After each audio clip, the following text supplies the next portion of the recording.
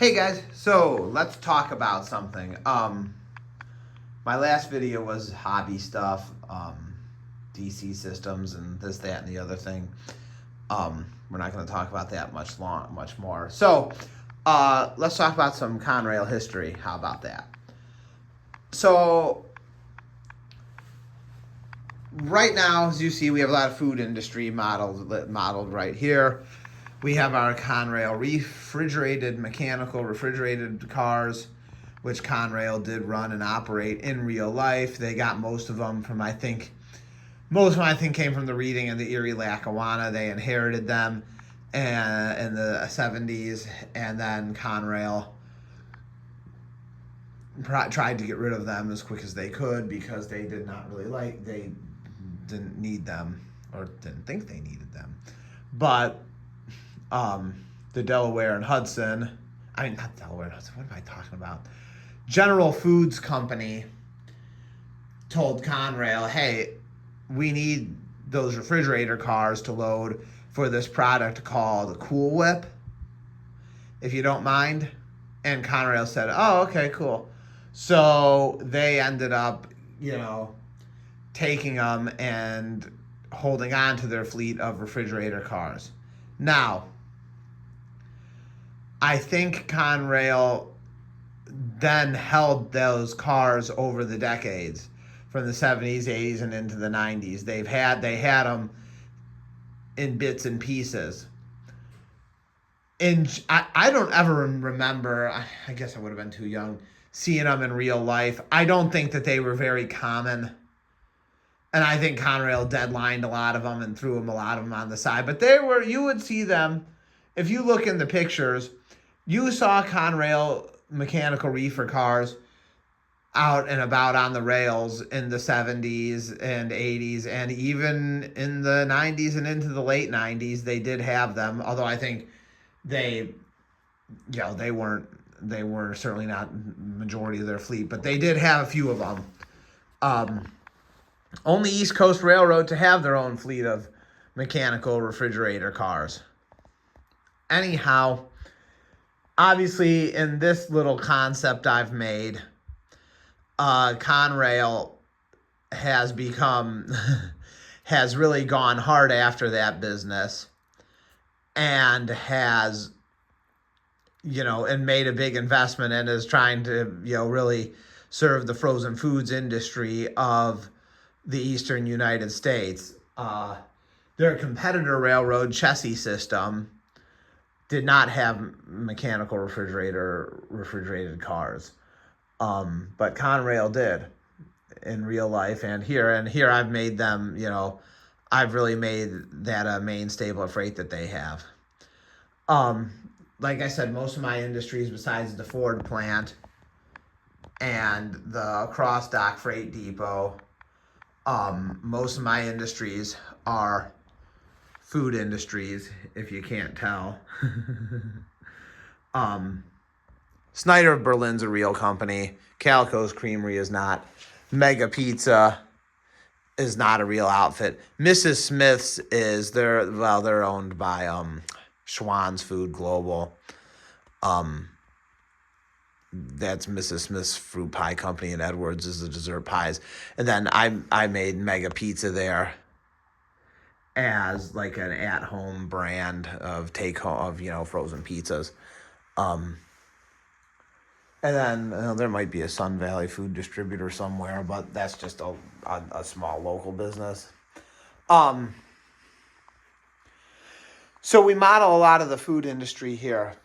But you're probably asking me, well, Michael, what was Conrail's real role in the food industry? So in real life, during their operating tenure from 1976 to 1999, Conrail, their role in the food industry in real life actually diminished greatly over the course of the railroad.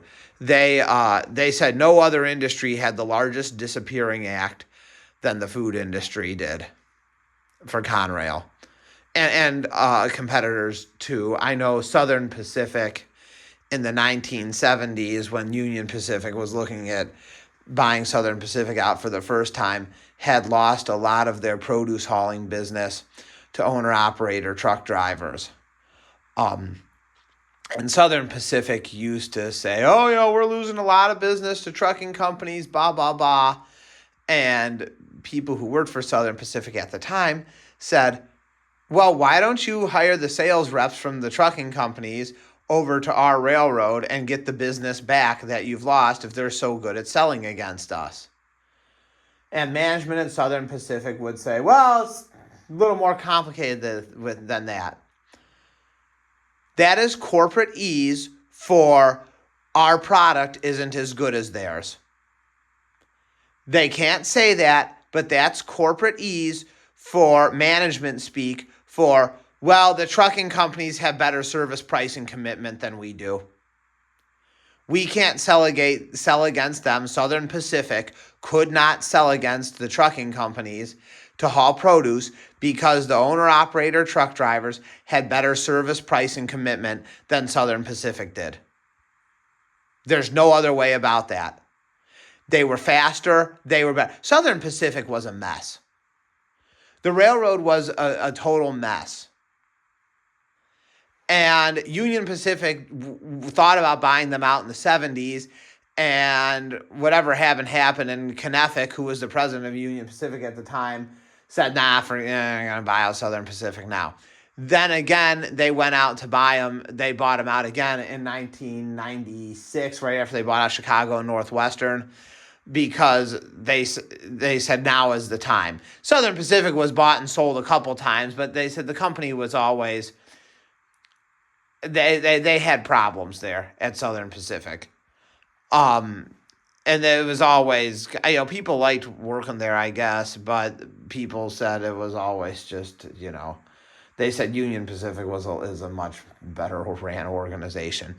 Even Burlington Northern, which was kind of a mess, was better ran than Southern Pacific. There was a video I saw on the internet where Burlington Northern was talking about Weyerhaeuser and then shipping cars of particle board from Oregon to Archibald, Ohio. Burlington Northern would hand the cars off to Conrail in Chicago, and Conrail would make the final delivery. And Burlington Northern said, well, actually, Weyerhaeuser, their plant is close to Southern Pacific trackage. And actually, our railroad does not go to their plant. We don't have trackage to them. Southern Pacific does. Yet and still, they ship with us and not Southern Pacific. Why? Because we're willing at Burlington Northern to put our money where our mouth is. And, if we can't get the car delivered on time, we'll take a financial hit for that. Southern Pacific would not do that. So even BN was a little bit better than Southern Pacific was. But Robert Krebs, who was the president of Santa Fe, said about the Santa Fe and Burlington Northern merger, he said it made sense to merge BN and Santa Fe. He said it did not make sense to merge Southern Pacific and Burlington Northern. He goes, you weren't going to take the two crappiest, biggest railroads out west and merge them together. You're not going to merge the two worst railroads in the western United States at the time together. He said you would be better off merging a big lumbering railroad that's got problems like BN did with a much smaller, medium-sized railroad that was way better ran, which was Santa Fe. Santa Fe was not that big. They were not a big railroad. They were only medium sized. Yeah, they were considered a Class 1 railroad, but out of the Class 1s, they were not that big. And they were a smaller of the Class 1s, but they were very good at intermodal traffic and running their trains. They could run trains. I think the one year in the early 90s, they ran, I forget how many trailer loads of trailers for UPS It was a bunch without any service failures at all. So they were very good. They were just too small, at least they thought. Conrail was the same way. They thought with the mergers what happened was Union Pacific bought out Chicago and Northwestern and then went out to buy Southern Pacific in, I think, 1996. When that happened, Santa Fe thought, oh my word, we're getting eclipsed here. Union Pacific just keeps getting bigger and we're staying the same size. We have to do something. So Santa Fe ran up to Burlington Northern and said, we better merge. Union Pacific would have bought out Santa Fe had they known that they were, looking for that, I think. But they didn't get there in time. And Burlington Northern beat them to it. And Santa Fe, was bought out by Burlington Northern. At the same time, though, there was a time Conrail was actually in the 1990s looking at purchasing all of Southern Pacific's lines that were east of El Paso because they thought they needed to grow down south. That would have been really, in my opinion, that would have been really cool if Conrail had bought out those lines east of El Paso, the Southern Pacific east of El Paso. That would have been, they would have grown in size. They may still be around to this day had that happened. It was kind of a shame what happened to Conrail in a lot of ways. CSX tried to buy them out in the 80s. And Conrail said, no, we're not interested in that. We have other ideas. And they went, public-ish. In 1982, Conrail became under its own control. And they ran, about, 82 to 92 was 10. They ran under their, they were created by the government, and then they went off on their own in 82, and then they were broken up in kind of a hostile takeover buyout situation in 1990, 98, 97, 90, 90, 98-ish, 99 is when it all finally, came to fruition, the end of the summer of 99. And that's when Conrail was broken up in the summertime of 1999. The business transactions started about 98, 97, 98, they started talking. But CSX tried to buy out Conrail in the 80s. Conrail said, no, we want to do our own thing. Then they tried again in the early 90s, and it didn't take again.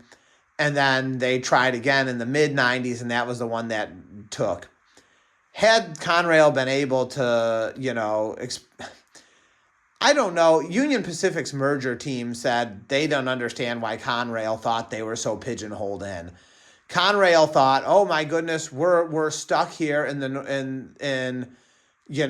our section of the world in the Northeast, and down to St. Louis is as far south as we go, and Chicago area, Illinois area. That's about as far as we go, and in the Northeast, where Conrail thought they were stuck there. There was no place to grow. There was never going to be any growth. They were just stuck. The Union Pacific's merger team said, I don't know why they thought that. We did not agree. They said they did not agree with that assessment. That's what Conrail management thought. Union Pacific's merger team did not agree with Conrail management on that. They thought that the railroad had great potential and was in a terrific spot. Why Conrail thought that they were sunk and were out of room for growth is beyond me. And they didn't agree with that either at Union Pacific. Anyhow, what I never understood was if the railroad was such a mess, it wasn't a mess. That's not true. It was actually fairly well ran. But if Conrail was in such a stagnant marketplace then why were CSX and Norfolk Southern so groveling to get it any way they could? I mean, CSX kept trying to buy out Conrail two times over before they finally were able to make it happen. I mean, if it was such a bad market they were in, then why were these other railroads clamoring for them? Well, I don't understand, but that's, I don't really get it. I mean, if it was such a bad market, why were Norfolk Southern? I mean, Norfolk Southern went out of their way to essentially screw CSX over to buy Conrail. David Levine, who owns Battlefield Harley Davidson in Gettysburg, Pennsylvania, was the president of Conrail during the sell-off. And he's still, I think, a little steamed to this day about the way things went down. Because he said I read an article on this, he had negotiated a deal with CSX to move CSX's headquarters from Jacksonville, Florida to Central City, Philadelphia, Pennsylvania, where the Conrail headquarters was. And they were going to make a new headquarters for CSX, for CSX, and it was going to be a new railroad, the bigger, new, improved CSX. And Norfolk Southern came in right around the end and bought out a lot of Conrail stock. That I don't think that's not what they had planned, and that's not what they had negotiated. And they come in and swoop out and buy 58% of the company. And I know Mr. Levine was not thrilled with that. He said so in an article. They said he was still kind of angry. And then after that, he kind of got out of the railroad industry altogether. He'd be a cool person for the Railroad Hall of Fame to interview. I'm sure they've thought of it. Anyhow, back to what I was talking about, this little railroad history. Conrail was the only East Coast railroad that had refrigerator cars. And they had those to service General Foods to make, to ship Cool Whip and probably other things too. And they had them all throughout the 70s, 80s, and 90s in service here and there. And a lot of them got deadlined and scrapped too, but they always kept a few around. I've made them obviously a large refrigerator car, food hauling magnate, if that's the word. But in general, that food group commodity, packaged food, and that kind of thing was one of the ones that did the greatest disappearing act on Conrail. They lost a lot of that business. In the 70s and 80s, the trend got away from shipping boxcar loads of food to grocery warehouses. That trend disappeared, and instead business all went over to trucks. Now I do think they said Food Line did open a new distribution center in Pennsylvania in 1991 that was built around receiving boxcars of food and stuff. So it didn't all go away, but the trend, taking refrigerator cars like these full of finished food product to grocery warehouses started to go the other direction. Now, I do think some of that packaged food product did end up staying on the rails, but it stayed on the rails instead of loud mechanical refrigerator cars. It stayed on the rails in the form of intermodal trailers. And even to this day, you'll see intermodal trailers with refrigeration units going down, on intermodal trains. The business is still there, but it's not how it used to look. It's now on truck trailers, on your trail van trains, your Z trains now.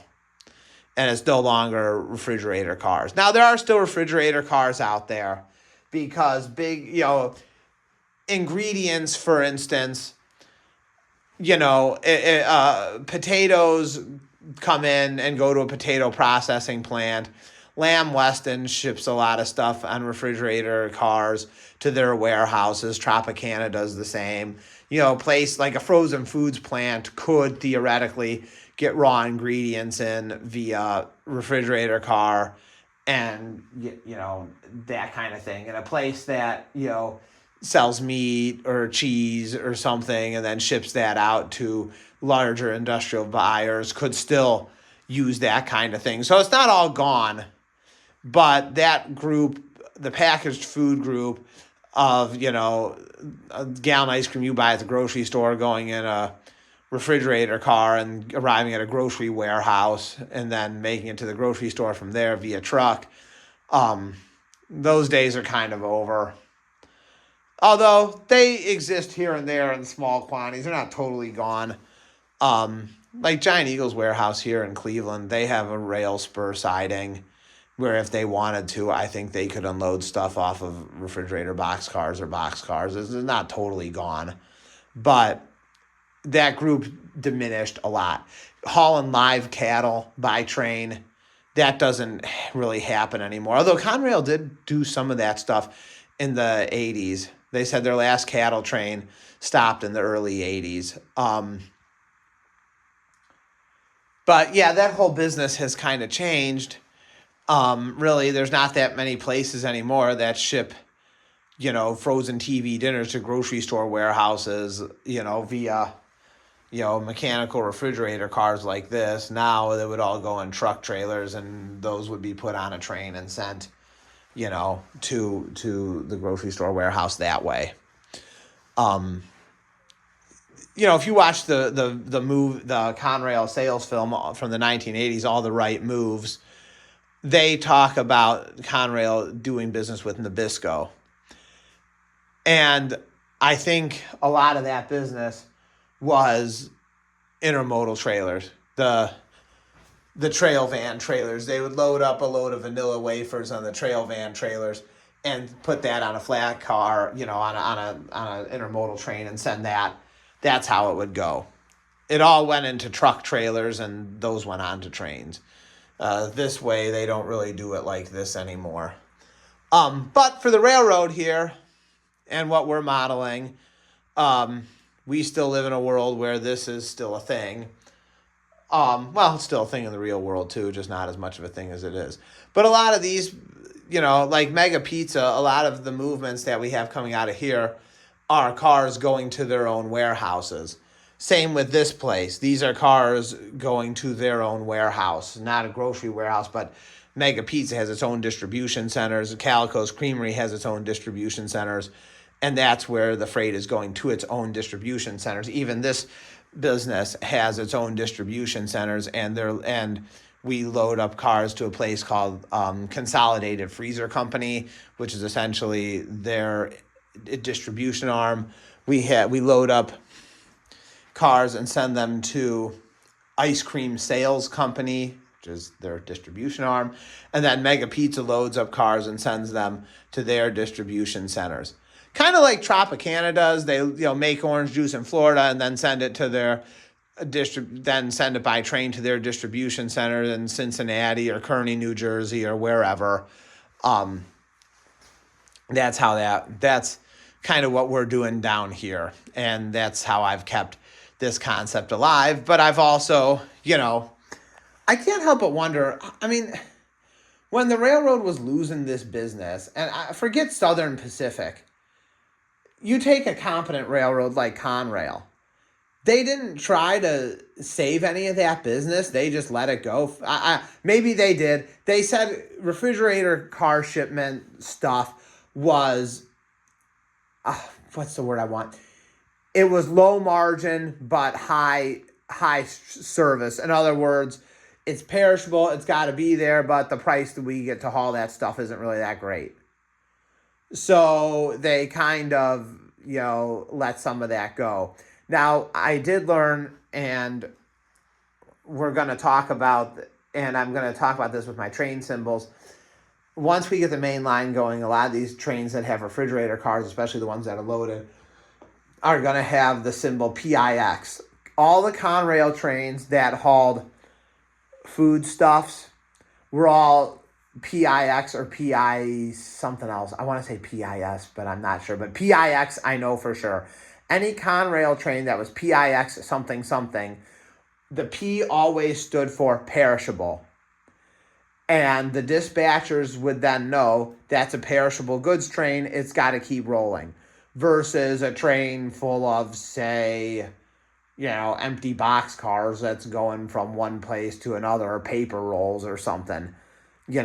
So that is one thing that we learned, and that's how Conrail did their dispatching in real life. So that's a little brief history into the Conrail refrigerator cars and the whole kind of decline of refrigerated rail cars. And, that was refrigerated rail cars really in their golden era in the 40s, 50s, 60s, when they were traveling everywhere. By the 70s and 80s, trucks kind of took over and that business shifted to intermodal. And now it's basically manufacturer to manufacturer. You see a refrigerator car is hauling, from a potato processing plant to another potato plant where they're going to use that to make TV dinners or something, or it's going from, like a Lamb Weston factory to the Lamb Weston warehouse, somewhere like that. That's kind of what those movements are nowadays. So that's the story of the Conrail refrigerator cars and refrigerator car railroading in this day and age. All right, see you guys later. Bye-bye.